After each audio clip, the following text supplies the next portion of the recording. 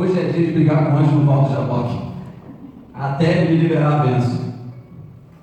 E nada, irmãos, a bênção estava demorando. Eu falei, meu Deus do céu. E de repente, essa palavra saltou os meus olhos. Gemidos. Gemer. Eu comecei a fazer aquelas pesquisas básicas, né? Gemidos, ou melhor ainda, o verbo gemer é soltar gemidos, que é um lamento doloroso, que é um suspiro de dor e tristeza.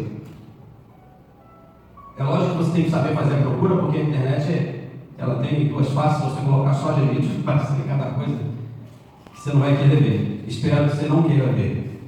Mas o gemer, nesse sentido aqui, é soltar gemidos, é um lamento doloroso, é um suspiro de dor por causa de muita gente chegou para nossas famílias. É bem certo que, como o próprio texto que nós lemos fala sobre um gemido que leva a uma atitude, que o texto bíblico disse assim: e aconteceu depois de muitos dias que morrendo no rei do Egito, os filhos de Israel suspiraram por causa da servidão. Mas o que eles fizeram? Eles clamaram a Deus.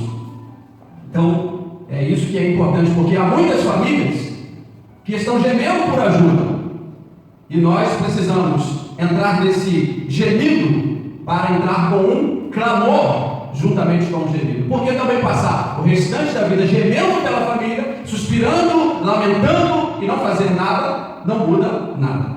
Tá bom? Entrando aqui no contexto histórico dessa passagem, o que está acontecendo até chegar essa leitura? Israel, que foi levado para o Egito através de José, que ainda era governador. Ele chamou o seu pai com mais 70 pessoas, chegaram lá e se estabeleceram, porque José era o governador. Só que muitas gerações passaram, Israel cresceu demais, e isso assustou o novo faraó, que não conhecia José. E esse novo faraó, com medo de uma possível rebelião, porque o povo cresceu espantosamente, ele mandou matar os meninos quando nascer. Falou: se for uma menina, você deixa, porque vai fazer os serviços. Mas se for um menino, joga no rio, mata, passa a faca, sufoca, faz alguma coisa.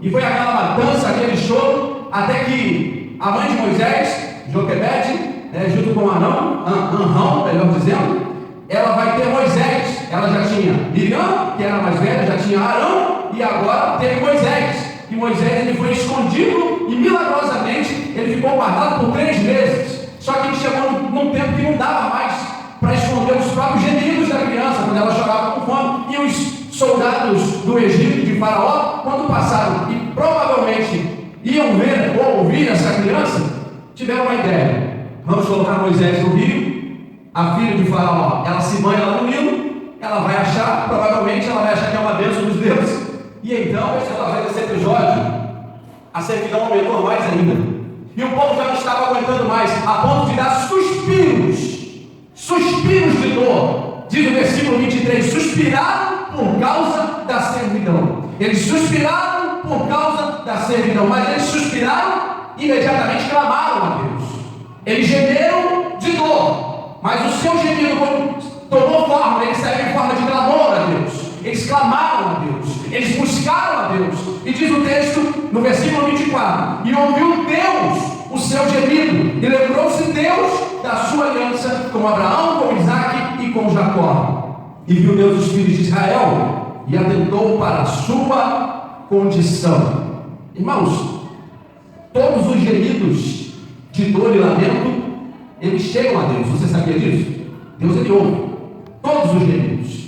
Alguns deles chegam só como gemidos, outros chegam como clamor, outros chegam como lágrimas. Tanto que não sabe Deus, as nossas lágrimas são muito importantes. Ele não esquece de nenhum momento que a gente está derramando o choro, porque ele sabe que por trás desse choro tem um gemido, e por trás desse gemido tem um lamento, e por trás desse lamento tem uma tristeza, tem uma dor. E talvez a gente, olhando para a nossa família hoje, talvez muitas vezes quando vamos orar em casa, que estamos sozinhos como Jesus ensinou, fecha a porta do teu quarto, e o Deus que te vem em secreto, esse mesmo frio, eu tenho uma porta de manhã para fazer o café para meu filho antes dele sair do trabalho, e eu venho ainda no meu edredom, e eu já venho agradecendo a Deus. Sabe por quê? Eu tenho um edredom, eu tenho uma cama quentinha, irmãos, eu tenho uma casa que é minha, é própria, eu não pago aluguel, eu tenho um carro na garagem, eu tenho uma família linda, eu tenho um café, eu tenho pó de café para fazer café, eu tenho gás, eu tenho água para poder fazer esse café delicioso, eu tenho açúcar para adoçar o café, porque eu gosto de café com açúcar, né? E eu tenho depois uma outra refeição, eu tenho um almoço, não importa se vai ser arroz, feijão com ovo, ou mortadela, ou frango,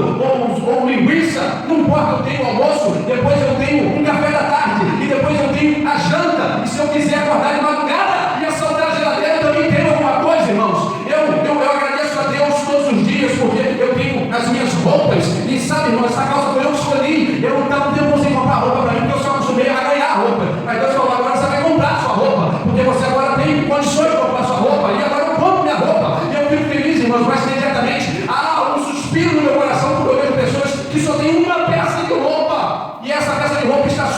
suja e cheirando a urina. Quando a gente passa, pessoas que se tornaram invisíveis aos nossos olhos, que nós não conseguimos parar para dar atenção, porque eles são pedintes, sabe, irmãos? Todo bom judeu, ele aprende 8 formas de ofertar. Uma delas é dar mesmo quando você não tem vontade. Você sabia disso? Porque o pobre necessitado, o gemido dele chega simplesmente, irmãos, diante de Deus, e Deus toma a frente. Deus, pela opressão dos pobres e pelo gemido dos necessitados, eu me levantaria no trono. Talvez eles pudessem ter uma promoção celestial, e então eles entenderam que Lúcifer, ele era uma boa opção de partido para que a gente pudesse votar nele e então colocar ele no trono. Mas sabe, irmãos, ele foi banido de lá com uma terça parte dos anjos. É muito anjo, irmão. É muita gente que o diabo continua enganando até hoje, com a sua lábia. E aí sabe o que acontece? Desde que ele pegou lá, ele veio banido para a terra. Quando Deus reformulou todas as coisas, colocou o homem, fez no jardim, ele estava lá, e ele viu aquele homem perfeito, e Deus falando, é a coroa da minha criação. Ele estava lá e ele viu quando Deus fez essas coisas, ele falou, não é possível, eu é que era a vida toda em medidas, eu que andava sobre as pedras afogueadas do Senhor, eu que comandava todos os instrumentos musicais e as pedras preciosas, estavam em mim, para mim. Eu não aceito isso. O que ele faz? Ele faz o homem errar, introduz o pecado no mundo, e o mundo que foi perfeito que Deus criou passou a produzir abrolhos, cardos e espinhos, simbolizando que agora há uma maldição na terra por causa do pecado. E aí sabe o que vai acontecer? De lá para cá, a própria criação vem mostrando o seu gemido. De que forma, pastor? É só observar os sinais. São terremotos. Irmãos, é um gemido da natureza. Além do que o homem ainda está contribuindo, talvez, para atingir hora. Quem mais chora, pastor? Aqui no 23, fala da igreja. Porque sabemos que toda a criação geme. O 22, olha o 23. E não só ela, mas nós mesmos, que temos as primícias do Espírito, também gememos em nós mesmos, esperando a adoção, a saber, a redenção do nosso corpo. Olha, irmãos, a igreja, ela também geme, e sabe por causa de quê? Também do pecado. A igreja verdadeira é aquela que não tem prazer no pecado, nem de viver no pecado e nem de aprovar o pecado. Porque nessa mesma carta aos Romanos, o apóstolo Paulo ele vai no capítulo 1 advertir aqueles que tais coisas cometem, e não só cometem, mas também consente, aprova aqueles que assim cometem. A igreja, ela geme, sabe por quê? Ela geme porque ela vive uma vida santa, uma vida em santidade, não é uma vida de impecabilidade, irmãos. Nós estamos no corpo dessa carne, nós ainda erramos, mas não é mais uma opção nossa errar, é um vacilo, é um escorregão, é uma falta de vigilância, e não há prazer em nós, porque o Espírito Santo, as primícias do Espírito habitam em nós temos o Espírito do Deus Altíssimo. Você sabe o que é isso? O Espírito Santo de Deus, que estava presente na criação, que estava presente na ressurreição de Cristo, que estava presente no dia do Pentecostes, é o mesmo Espírito que habita dentro de mim e dentro de você, irmãos. Esse Espírito é ele que me faz gemer quando eu vejo pecado em mim, ou pecado no próximo, nas pessoas. Sabe aquela pessoa que você fala tanto, que geme e chora por causa dessa alma? Uma alma que caminha passos largos para o inferno. E o inferno não é brincadeira não, irmãos. Se o céu é de verdade, você acredita no céu? Amém. O inferno também é. A mensagem de Martim Lutero, após a sua reforma protestante, era sempre assim: ou é bem ou é mal, ou é céu ou é inferno, ou é certo ou é errado, ou é porta larga ou porta estreita. Com ele não tinha meio termo, porque a verdade é essa, irmãos. O Espírito que em nós habita faz a gente como igreja. Nós, irmãos, temos as primícias do Espírito Santo. O Espírito de Deus, ele habita em nós, irmãos. Ele não está apenas conosco. Ele poderia estar só aqui do meu lado e já seria muita coisa, mas ele está conosco e ele habita dentro de cada um de nós. Por isso eu não consigo acreditar quando a pessoa que é uma cristã, que ela diz estar na fé, quando ela peca, ela ainda sente prazer nisso.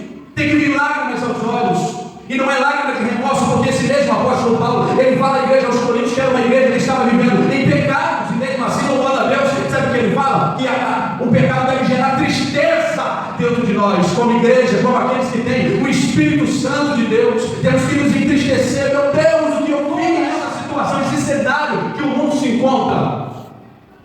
Você acha que, como ele está, irmãos?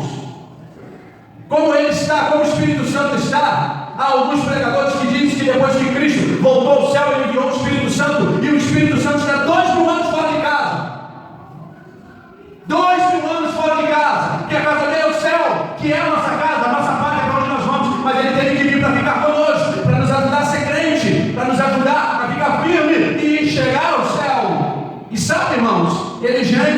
Ele geme porque Ele vê as nossas fraquezas e Ele nos ajuda.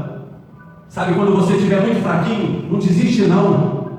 Não para não, porque tem se eu, como teu pastor, não orar por você, não gemer por você, se alguém da igreja, alguém que você conhece não gemer, sabe que tem que Ele está a todo momento intercedendo por você. Ele não larga na sua mão, Ele está gemendo. Ele diz aqui, mas também o Espírito nos ajuda nas nossas fraquezas, porque nós não sabemos nem pedir como convém, irmãos.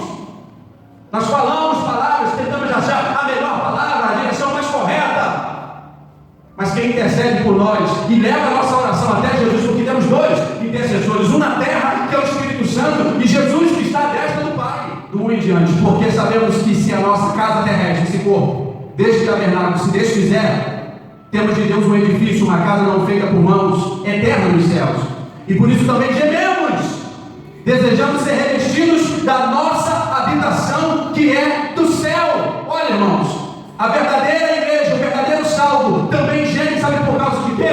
Porque ele anseia pelo arrebatamento da igreja.